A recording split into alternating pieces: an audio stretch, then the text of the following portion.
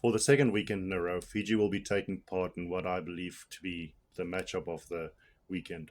But let's start with the Australians, just in this case. Before their game over the weekend, they had gone something like, I think one of the commentators mentioned, 286 days without a win, and they actually picked up one over the weekend.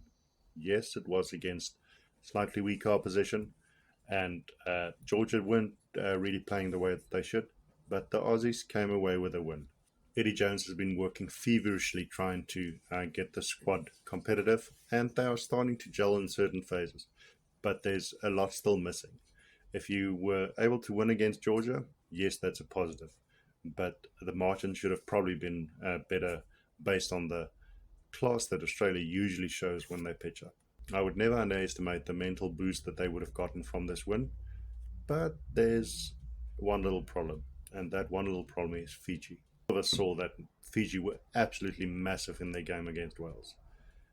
Wales put up a defensive effort for the books, which they must get credit for, but the Fijians just looked scary all the way throughout the game. And in all facets, they were actually very, very competitive. In attack, the Fijians were devastating, and it was only the ridiculous defense from the Welsh that kept them at bay.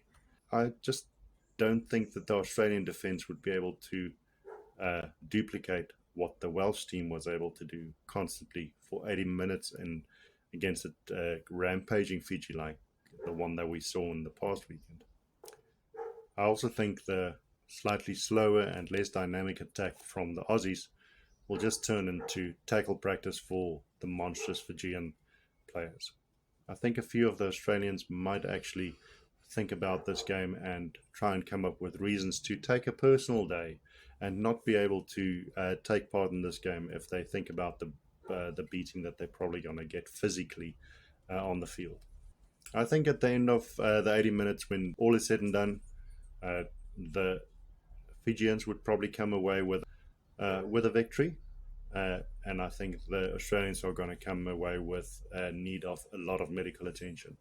Fiji are emerging as a team that are definitely ones that shouldn't be underestimated and definitely a force to be reckoned with. And they will be out to really prove that the way that they actually ground out that win against England wasn't a fluke, and that they can replicate that against another top tier rugby nation.